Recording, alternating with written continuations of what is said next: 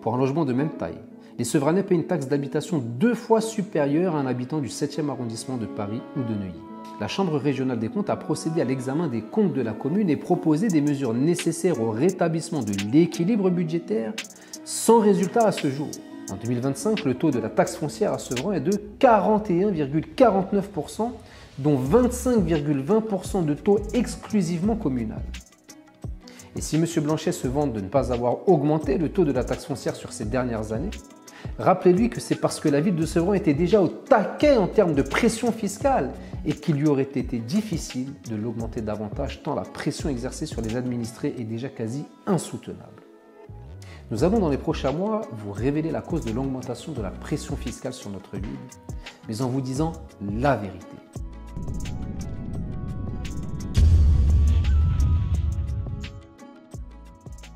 Bonjour à tous.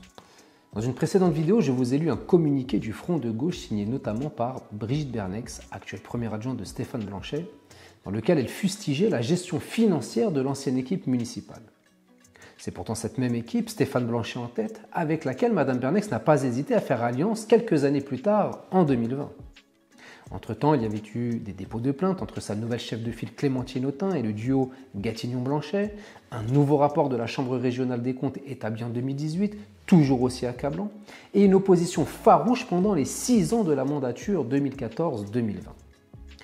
L'exercice de l'opposition à défendre ses convictions, quelles que soient les frictions, a visiblement eu raison d'elle et de ses collègues qui, contre toute attente et sans explication, ont fait alliance avec celui qu'ils dénonçaient depuis plus de 6 ans. Ces critiques concernant la gestion financière de Stéphane Gatignon voyaient leurs prémices dans une question orale posée par François Asensi en 2011 au ministre de la Ville. François Asensi était alors député de notre circonscription. Stéphane Gatignon n'avait pas encore rejoint Europe Écologie Les Verts et n'avait pas encore annoncé vouloir se présenter aux élections législatives contre celui qui l'avait fait naître aux yeux du public, ce même M. Asensi. Voici donc la question orale posée par M. François Asensi au ministre de la Ville de l'époque, M. Leroy.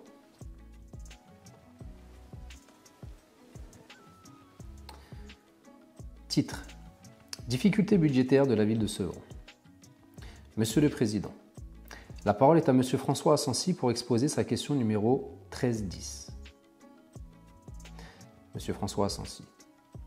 Sevran est une ville symbole de discrimination territoriale en Île-de-France.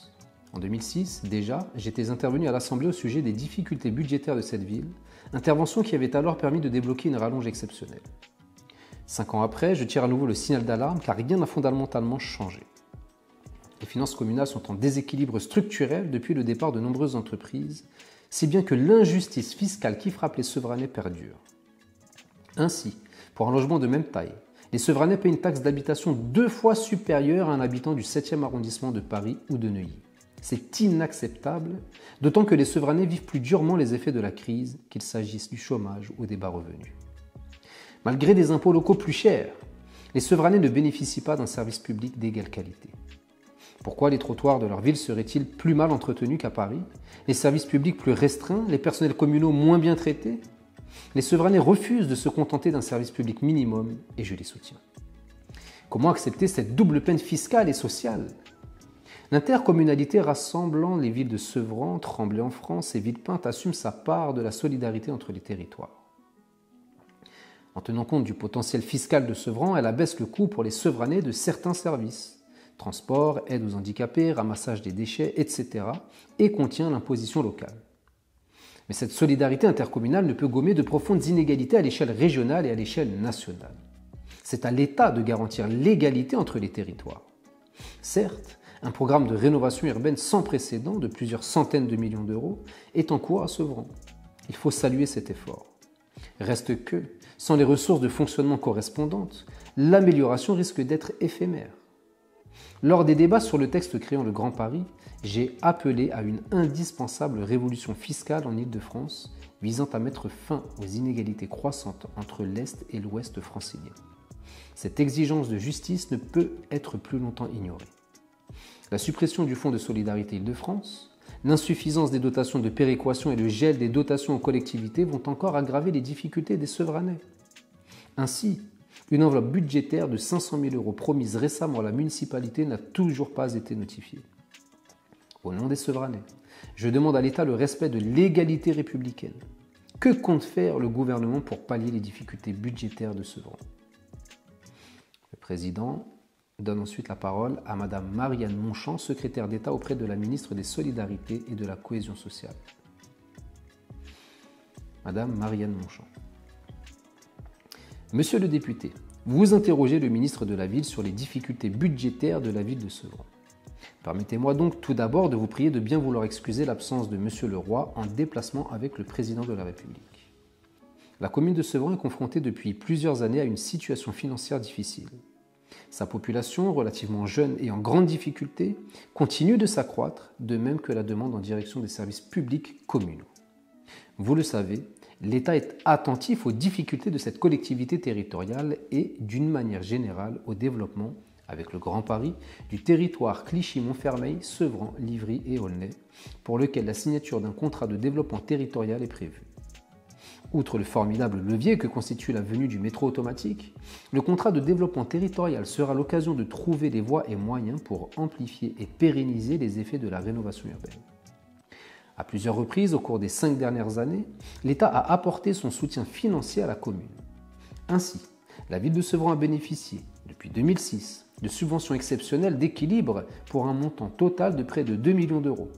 400 000 euros en 2006, 1 million en 2008 et 500 000 en 2009. Ces aides exceptionnelles ont été décidées après saisine de la Chambre régionale des comptes, conformément aux dispositions de l'article L 1612-5 du Code général des collectivités territoriales, qui prévoit la saisine par le préfet de la juridiction financière en cas de déséquilibre du budget primitif. Pour chacune des années 2006, 2008 et 2009, la Chambre régionale des comptes a procédé à l'examen des comptes de la commune et proposé des mesures nécessaires au rétablissement de l'équilibre budgétaire, sans résultat à ce jour. Pour ce qui est des perspectives de développement économique et de valorisation du territoire, la création, le 1er janvier 2010, de la communauté d'agglomération Plaine de France, regroupant les villes de Sevran, Villepinte et Tremblay en France, pourrait offrir de nouvelles opportunités à la commune de Sevran dans les prochaines années, grâce notamment à l'économie d'échelle engendrée par cette intégration et aux ressources financières apportées par la péréquation intercommunale. Globalement, le gouvernement met en œuvre de nombreuses mesures en faveur des communes les plus en difficulté. Ainsi, dans un contexte de gel des dotations et malgré un budget contraint, la dotation de solidarité urbaine est augmentée de 6%, soit 77 millions d'euros en 2011. La hausse de cette dotation est de 35% depuis 2007. Quant à la dotation de développement urbain, elle sera maintenue à 50 millions d'euros. Pour la Seine-Saint-Denis, cela représentait 8,6 millions d'euros en 2010. Par ailleurs, l'article 125 de la loi de finances pour 2011 institue un nouveau mécanisme de péréquation des ressources communales et intercommunales en lieu et place des fonds départementaux de péréquation de la taxe professionnelle. Les ressources du fonds augmenteront de manière progressive avec un objectif pour 2015 fixé à 2% des recettes fiscales des communes et EPCI. Le gouvernement remettra, avant le 1er septembre 2011, un rapport présentant les paramètres de fonctionnement du fonds en vue de leur adoption en loi de finances pour 2012.